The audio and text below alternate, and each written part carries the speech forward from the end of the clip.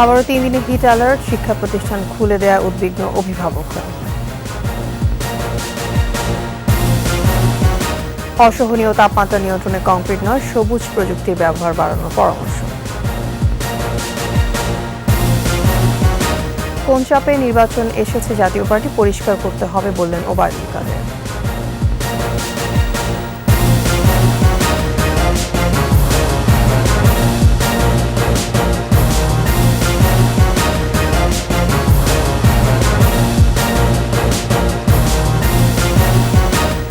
শুনছিলেন first security ইসলামী bank PLC সংবাদ শিরোনাম। আমন্ত্রণ জানাচ্ছি দুপুর 2টার 21 সংবাদে আপনাদের সাথে থাকছে আমি তাসলিমা আফিফা। দর্শক, 21 টেলিভিশনের সংবাদ একই সাথে সরাসরি দেখতে পাবেন আমাদের ফেসবুক পেজ www.facebook.com/2124। খরতাপে পুড়ছে দেশ, অতিষ্ঠ জনজীবন। তাপদাহের নেতিবাচক প্রভাব পড়েছে পশু পাখি ও ফল ফসলেও। এদিকে আবারও 3 দিনে হিট অ্যালার্ট জারি করেছে আবহাওয়া অধিদপ্তর। দেশের সর্বোচ্চ তাপমাত্রা চুয়াডাঙ্গায় 42.7। প্রতিনিধিদের সহায়তা আরও জানাচ্ছেন সমর ইসলাম। সূর্যের প্রখর তাপে থমকে আছে জীবনযাত্রা। তাপপ্রবাহে ঘরেও শান্তিতে নেই মানুষ, তবু প্রয়োজন ছাড়া বাইরে যাচ্ছেন না কেউ। অন্যান্য জেলার তুলনায় চুয়াডাঙ্গায় তাপমাত্রা একটু বেশি। অতি তীব্র তাপপ্রবাহের মধ্যে শিক্ষা প্রতিষ্ঠান খুলে দেয় বিপাকে শিক্ষার্থীরা। আমাদের স্কুল সকাল 7টায় শুরু হলে আমাদের জন্য আমাদের পরীক্ষা না আসতে লাগে। পাবনা জেলার উপর দিয়েও বইছে অতি তীব্র তাপপ্রবাহ। রাধানগর এলাকায় হিট স্ট্রোকে একজনের মৃত্যু হয়েছে। চট্টগ্রামে খরতাপের প্রভাব পড়েছে চা বাগানগুলোতেও। রীতিমতো ঝলসে গেছে বিভিন্ন বাগানের চা গাছ। নতুন কোড়ের দেখা মিলছে না। অনেক বাগান লাল রোগে আক্রান্ত হয়েছে। অতিরিক্ত খরার কারণে এবং মাকড়সার আক্রমণে গাছের পাতাগুলো সব মরে যাচ্ছে। অস্বস্তিকর গরমে ব্যাহত যশোরের স্বাভাবিক জনজীবন। প্রখর তাপদাহে মারা যাচ্ছে ব্রয়লার মুরগি। দুশ্চিন্তায় খামারিরা। গরমে রিক্সা মিক্সা চালাতে পারতেছি না, গ্যামে যাচ্ছি আমরা। আমাদের মুরগি মরে যাচ্ছে, গরমে পানি মেরে আনতে পারতেছি না মুরগি। আমরা অনেক ক্ষতি হয়ে যাচ্ছে। গরমে বিরূপ প্রভাব পড়েছে কিশোরগঞ্জের পোল্ট্রি খামারেও। তাপদাহে মারা যাচ্ছে খামারের মুরগি, কমছে ডিমের উৎপাদন। ক্ষতির আশঙ্কায় দিশেহারা খামারিরা। মুরগি ঠিক রাখা যাইতেছে না, প্রতিদিন প্রোডাকশন কমতেছে, স্টুক করে মুরগি মারা যাইতেছে গরমের জন্য, এবং ডিমের প্রোডাকশন প্রতিদিনই কমতেছে।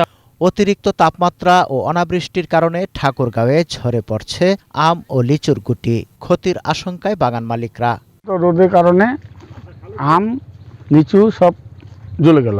এবার প্রচুর রোদ খরার কারণে যেগুলো হয়েছিল সেগুলোও ঝরে ডরে গেল। এদিকে বৃষ্টির জন্য আজও নওগাঁর নওজোয়ান ঈদগাহ মাঠ ও চুয়াডাঙ্গার দামুরহুদা সহ বিভিন্ন স্থানে ইস্তিসকার নামাজ পড়েছেন মুসল্লিরা। সমর ইসলাম, 21 টেলিভিশন। দর্শক, রাজধানীর তাপপ্রবাহ জনগণের দুর্ভোগের খবর জানাতে কারওয়ান বাজার থেকে সরাসরি যুক্ত হচ্ছেন আমাদের সহকর্মী মানিক শিকদার। মানিক, আজকের তাপপ্রবাহের চিত্র আমাদের জানান। মানিক। আফিফা, আজকে যে সকালবেলা সতর্কতা জারি করেছে আবহাওয়া অফিস, টানা চতুর্থবারের মতো হিটওয়েভ সতর্কতা, এবং এই সতর্কতার মধ্যেই কিন্তু আজকে সকল ধরনের সরকারি বেসরকারি প্রাথমিক বিদ্যালয় এবং মাধ্যমিক বিদ্যালয় খুলে দেওয়া হয়েছে, যার ফলশ্রুতিতে আজকে একটা মিশ্র প্রতিক্রিয়া কিন্তু আমরা সকালবেলা থেকেই দেখতে পাচ্ছি। বিশেষ করে অভিভাবক এবং শিক্ষকরা যেটা বলছেন, এই চরম মাত্রায় তাপপ্রবাহের মধ্যে স্কুল খুলে দেওয়া কতটা আসলে যুক্তিসঙ্গত হলো। অনেকে তাদের শিশুদের নিয়ে উদ্বিগ্ন। এই পরিস্থিতিতে আমরা যখন রাস্তার পরিবেশ দেখাতে যাই, সেখানে আপনি দেখতে পাচ্ছেন যে গত কয়েকদিনের তুলনায় আজকে রাজধানীতে যানবাহনের আধিক্য কিছুটা বেড়েছে, এবং যেহেতু স্কুল খুলে দেওয়া হয়েছে, সকল ধরনের শিক্ষা প্রতিষ্ঠান এবং সকল ধরনের অফিস আদালত খোলা, যার কারণে রাস্তায়ও কিন্তু একটু যানবাহনের আধিক্য আমরা দেখতে পেয়েছি। আমরা এই মুহূর্তে একজন ট্রাফিক পুলিশে কর্মরত আছেন, ওনার সাথে একটু কথা বলতে চাই। মোহাম্মদ রাজীব, আজকে রাস্তার কি পরিস্থিতি এবং গরমের ভিতরে আপনারা নিজেরাই আসলে কিভাবে এই তাপদাহর সাথে কাজ করছেন? আচ্ছা, আজকে রাস্তার পরিস্থিতি অন্যান্য দিনের তুলনায় আজকে গাড়ির সংখ্যা একটু বেশি। আজকে তো ওপেনিং ডে, আজকে রবিবার, এই জন্য গাড়ির সংখ্যা একটু বেশি। আর গরম তো বেশ কিছুদিন থেকে অনেক পড়তেছে, আর আমরা এটার সাথে অভ্যস্ত হয়ে গেছি। তবে বিষয়টা হচ্ছে আমাদের এই ঢাকা মেট্রোপলিটন পুলিশের অভিভাবক আমাদের সম্মানিত কমিশনার স্যার এই রোদের তীব্রতা থেকে বাঁচার জন্য তিনি স্যার সবসময় নির্দেশনা দিয়ে যাচ্ছেন। আমাদের ফোর্সের মধ্যে স্যালাইন পানি এবং জুস এগুলো বিতরণ করে দিয়ে যাচ্ছেন আমাদের তেজগাঁ ডিভিশনের ডিসি স্যারের তত্ত্বাবধানে। স্যার এগুলো খবর রাখতেছেন। আর আমরা যারা ট্রাফিকে কাজ করি আমাদের তো এই প্রাকৃতিক যে প্রতিকূল পরিবেশের মধ্যে থেকেই কাজ করতে হয় এবং আমরা এটার সাথে এখন অভ্যস্ত হয়ে গেছি। অসংখ্য ধন্যবাদ। মোহাম্মদ রাজীব কথা বলছিলেন যে এই যে তাপদাহের ভিতরে বিশেষ করে যারা সড়কে কাজ করেন, ট্রাফিক পুলিশ যারা আছেন এবং কর্মজীবী যারা আছেন, রিক্সাওয়ালা, শ্রমজীবী মানুষ, এরা কিন্তু একটা নাজুক পরিস্থিতির মধ্যে দিয়েই যাচ্ছেন। এদিকে স্বাস্থ্য মন্ত্রণালয় এবং চিকিৎসকরা যেটা বলছেন, বারবার যেটা বলছেন, বিশেষ করে দুপুরবেলা ঢিলেঢালা পোশাক এবং শীতলতম স্থানে থাকার জন্য। এছাড়া পর্যাপ্ত পরিমাণে বিশুদ্ধ পানি পানের নির্দেশ তো সবসময় দিয়েই যাচ্ছেন। তো আফিফা, এই ছিল আমার কাছে এখানে থাকা সর্বশেষ তথ্য। অনেক ধন্যবাদ আপনাকে। দর্শক, রাজধানীর কারণ বাজার থেকে আমাদের সঙ্গে যুক্ত হয়েছেন সহকর্মী মানিক শিকদার। দীর্ঘদিন পর স্কুলে আসতে পেরে শিক্ষার্থীরা খুশি হলে উদ্বিগ্ন অভিভাবকরা। টানা চতুর্থ দফায় হিট অ্যালার্ট জারি হওয়ায় সন্তানদের নিয়ে দুশ্চিন্তায় তার। এদিকে শিক্ষকরা উদ্বিগ্ন, তবে সতর্কতামূলক ব্যবস্থা নিয়েছে বিভিন্ন বিদ্যালয়। রিপোর্ট মানিক শিকদারের। ঈদুল ফিতরের ছুটির পর ২১ এপ্রিল স্কুল খোলার কথা থাকলেও স্মরণকালের দীর্ঘমেয়াদী তাপ প্রবাহের কারণে শিক্ষা মন্ত্রণালয়ের সিদ্ধান্তে ১ সপ্তাহের জন্য বন্ধ রাখা হয় সকল সরকারি বেসরকারি বিদ্যালয়। চলমান তাপপ্রবাহ অব্যাহত থাকলেও ২৮ এপ্রিল স্কুল খোলার সিদ্ধান্ত নেয় কর্তৃপক্ষ। সকাল থেকে স্কুলের কার্যক্রম শুরু হওয়ায় খুশি শিক্ষার্থীরা। ক্লাসের ভিতরে বোঝা যায়নি, কিন্তু বাহির অনেক গরম। অনেক ভালো লাগছে, অনেকদিন পর স্কুল খুলছে। গরম আজকে হালকা লাগছে, কিন্তু স্কুল খুলছে, পড়াশোনা করতে পারছে, এর জন্য অনেক ভালো লাগছে। তবে টানা চতুর্থ দফা হিট ওয়েভ সতর্কতার মাঝে স্কুল খুলে দেওয়ার সিদ্ধান্তে উদ্বিগ্ন অভিভাবকরা। আমরা তো দুপুরবেলা নিয়ে আসি বাচ্চাদের, যখন আসবে ওরা স্কুলে সারাদিনের জন্য গাছপালা না কি রুদ্র, আমরা কিন্তু টিকতে পারতেছি না। বাচ্চারা ক্লাসে কিন্তু ওরা অসুস্থ হয়ে যাবে। হিট অ্যালার্টে দেখা যাচ্ছে বাচ্চারা রোদে খেলাধুলা করবে, দুষ্টামি করবে, ক্লাসেও অতিরিক্ত গরম, ওরা অসুস্থ হয়ে যাবে। শিশুদের স্বাস্থ্য ঝুঁকি নিয়ে উদ্বিগ্ন শিক্ষকরাও। আমাদের অভিভাবকরা এবং আমরা সবাই উদ্বিগ্ন, কারণ শিক্ষার্থীরা যারা বিশেষ করে ছোট ক্লাসের শিক্ষার্থী, এরা কিন্তু দৌড়াদৌড়ি ছোটাছুটিটা বেশি করে। বাসায় থাকলে হয়তো এই সমস্যাটা হয় না, কিন্তু যেহেতু এখানে অনেক বাচ্চা একসাথে থাকে, এরা কিন্তু বেশ দৌড়াদৌড়ি করতে চায়, ছোটাছুটি করতে চায়।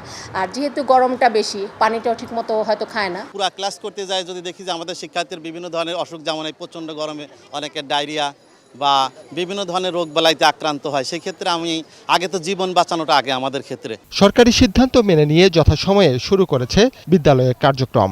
স্কুল মাঠে খরতাপে অ্যাসেম্বলি না হলেও নিয়মিত হচ্ছে ক্লাস। আমরা সরকারি সকল নিয়ম মেনেই আমরা কাজগুলো করছি। শিক্ষার্থীর উপস্থিতিতে আপনি দেখলেনই, ভালোই উপস্থিতি ভালো আছে, তারা ক্লাস করছে। কারিকুলামের জন্য নিয়মিত ক্লাস করা প্রয়োজন, সেক্ষেত্রে ভোরের দিকেই ক্লাস নিতে চান শিক্ষকরা।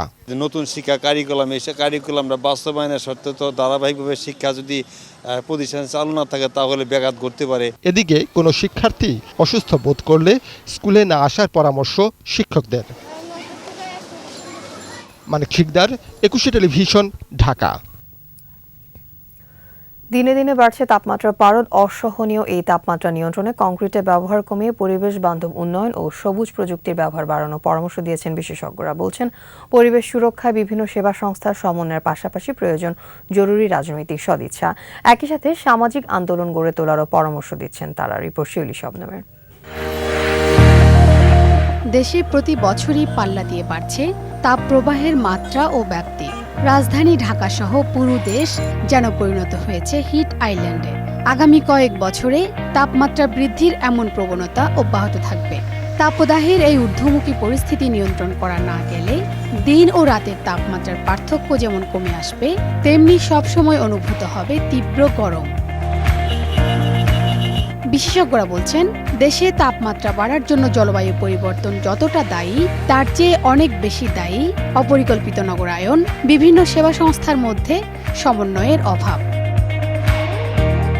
পরিবেশকে গুরুত্ব না দিয়ে অপরিকল্পিত উন্নয়ন করায় সে উন্নয়ন এখন দুর্যোগের কারণ হয়ে উঠেছে বলে মনে করছেন তারা। তাপমাত্রা বাড়াকে দুর্যোগ ঘোষণা দিয়ে শিগগিরই অগ্রাধিকারের ভিত্তিতে কর্মপরিকল্পনা তৈরির তাগিদ পরিবেশবাদীদের। দুর্যোগ ও ত্রাণ মন্ত্রণালয় যেটি রয়েছে আমাদের, এটিকে এখন দুর্যোগ হিসেবেই দেখছে না। আপনি চিন্তা করে দেখুন, এপ্রিল মাসে এখন যে অবস্থা, আগামী মে মাসে কিন্তু 17 দিন পয়েন্ট আউট করা আছে যে হিট ওয়েভ কিন্তু আরও বাড়বে। তার মানে হিট ওয়েভ বাড়লে কী হবে? আপনার সবচেয়ে বড় ক্ষতিগ্রস্ত হচ্ছে প্রান্তিক মানুষগুলো। কিন্তু আমরা চাই একটা সুন্দর অ্যাকশন প্ল্যান এই বছরকে ধরে আগামী বছরগুলোতে, কারণ এটা হিট ওয়েভ বাড়বে, প্রতিনিয়তই বাড়বে, কারণ আনপ্ল্যান্ড সমস্ত কিছু হচ্ছে, কার কোনো তোয়াক্কা নেই। রাজুকে চোখের সামনে যে সমস্ত বিল্ডিংগুলো করা হচ্ছে, সেই সমস্ত বিল্ডিং আপন মনে তৈরি করা হচ্ছে। একটা গ্রিন টেকনোলজি যে ইউজ করে এটা করতে হবে, বারবার বলা হচ্ছে, এটা নীতিগত পলিসির জায়গায় কেন লেখা হবে না? বিশেষজ্ঞরা বলছেন, ফ্রান্স, ভিয়েতনাম সহ বিশ্বের উন্নত দেশগুলো এখন ইট কংক্রিটের বাড়ি নির্মাণ থেকে সরে এসে মাটি ও কাঠের বাড়ি তৈরির দিকে ঝুঁকছে। এসি ফ্যানের ব্যবহার ছাড়াই প্রাকৃতিক উপায়ে শীতাতপ নিয়ন্ত্রিত থাকে সেসব বাড়ি।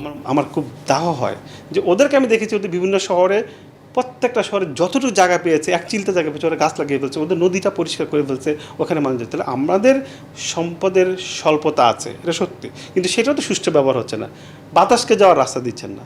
পানিকে, আমি পানি শোষণ করছি, আমি আশেপাশে ঢাকার সব জায়গাতে পানি নিয়ে আসছি, কিন্তু ঢাকা শহরের যে দাবি, যে তার যে ভূমিটা ছিল, তাকে পুরো কংক্রিটে ঢেকে ফেলছি। তার কি পানি শোষণ করার দাবি নাই? তাকে শোষণ করতে দেন। তাপদাহ কমাতে অবকাঠামো নির্মাণে সবুজ প্রযুক্তি ব্যবহারের উপর জোর দিচ্ছেন বিশেষজ্ঞরা। নির্বিচারে কংক্রিট ব্যবহারের পরিবর্তে পরিবেশ বান্ধব ব্লক বা সবুজ ইট, পাহাড় ধস কিংবা বাঁধ রক্ষায় বিন্যা ঘাসের ব্যবহার বাড়ানোর তাগিদ তাদের। ঘাসটা নিজেই মাটিটাকে ধরে রাখে, সেটাই স্লোপটাকে স্টেবিলাইজ করে। এখন ধরেন আমার একটা রাস্তা হলো 10 কিলোমিটার পাহাড়ের মধ্যে দিয়ে, কিন্তু কিছু কিছু জায়গা আছে যেখানে আমাকে কনক্রিটে দিতে হবে, কিছু কিছু জায়গা আছে আমাকে স্ট্রাকচার সলিউশন দিতে হবে।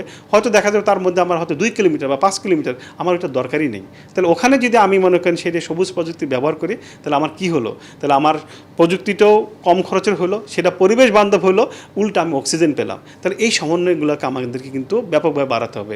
পাশাপাশি নদ নদী, পুকুর, লেক, পার্ক সহ বিভিন্ন সম্পদের সুষ্ঠু ব্যবহার জরুরি উল্লেখ করে শহর থেকে গ্রামের প্রতিটি ফাঁকা জায়গায় বৃক্ষরোপণের তাগিদ দিচ্ছেন বিশেষজ্ঞরা। শিউলি শবনম, একুশে টেলিভিশন, ঢাকা। জাতীয় পার্টি কোন চাপে নির্বাচনে অংশ নিয়েছে তা দলটিকে পরিষ্কার করতে হবে বলে মন্তব্য করেছেন আওয়ামী লীগের সাধারণ সম্পাদক ও সেতুমন্ত্রী ওবায়দুল কাদের। বাংলাদেশ নিয়ে পাকিস্তান প্রধানমন্ত্রীর বক্তব্যে বিএনপির লজ্জা পাওয়া উচিত বলেও মনে করেন তিনি। আরও জানাচ্ছেন আকবর হোসেন সুমন। জাতির পিতা বঙ্গবন্ধু শেখ মুজিবুর রহমানের দ্বিতীয় পুত্র শহীদ লেফটেন্যান্ট শেখ জামালের ৭১তম জন্মদিনে বনানী কবরস্থানে শ্রদ্ধা নিবেদন করে আওয়ামী লীগ। এতে সাধারণ সম্পাদক ওবায়দুল কাদেরের নেতৃত্বে কেন্দ্রীয় নেতারাও অংশ নেন। শহীদ শেখ জামালের জন্মদিনে শ্রদ্ধা নিবেদন করে আওয়ামী লীগের অঙ্গ ও সহযোগী সংগঠনগুলো। পরে সাংবাদিকদের সঙ্গে বাংলাদেশ নিয়ে পাকিস্তানের মন্তব্য প্রসঙ্গে বিএনপিকে কড়া জবাব দেন আওয়ামী লীগ সাধারণ সম্পাদক। পাকিস্তানের সঙ্গে তো প্রীতি তাদের, বন্ধুত্ব তাদের, সেই পাকিস্তানও আজ বাংলাদেশের উন্নয়ন দেখতে পায়, একসময় বোঝা ভাবত, এখন লজ্জিত হচ্ছে পাকিস্তানের প্রধানমন্ত্রী। এতে রিজভিদেরই লজ্জা পাওয়া উচিত। দ্বাদশ জাতীয় সংসদ নির্বাচন নিয়ে বিদেশি শক্তির কোনো প্রভাব ছিল না বলে মন্তব্য করেন তিনি। ফ্রি অ্যান্ড ফেয়ার ইলেকশন হয়েছে, এখানে কোনো বিদেশি শক্তির চাপ ছিল, আমরা কোনো চাপ অনুভব করিনি। তিনি কোন কারণে, কার চাপে ইলেকশনে এসেছেন সেটা তাকেই পরিষ্কার করে বলতে। জিয়া মোশতাকের হাত ধরেই দেশে হত্যা, কু ও ষড়যন্ত্র রাজনীতি শুরু বলে অভিযোগ করেন আওয়ামী লীগ সাধারণ সম্পাদক। বাংলাদেশে হত্যা, কু। আকবর হোসেন সুমন, একুশে টেলিভিশন, ঢাকা। শেষ করছি দুপুর 2টার 21 সংবাদ। যাবার আগে ফার্স্ট সিকিউরিটি ইসলামী ব্যাংক পিএলসি সংবাদ শিরোনামগুলো আরও একবার। আবারও 3 দিনের হিট অ্যালার্ট, শিক্ষা প্রতিষ্ঠান খুলে দেওয়া উদ্বিগ্ন অভিভাবকরা।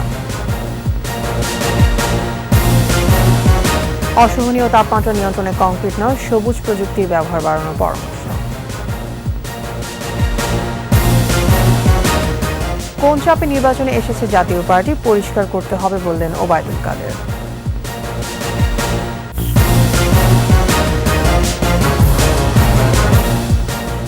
সর্বশেষ খবর জানতে ডায়াল করুন 2021 নম্বরে, ভিজিট করুন 21-tv.com এই ওয়েবসাইটে। এছাড়া ফেসবুকে লগ ইন করতে পারেন facebook.com/2124 অনলাইনে। এতক্ষণ সাথে থাকার জন্য ধন্যবাদ। আমাদের পরবর্তী সংবাদ সন্ধ্যা 6টায় 21 দেশের সংবাদ দেখা আমন্ত্রণ রইল। 21-এর সাথে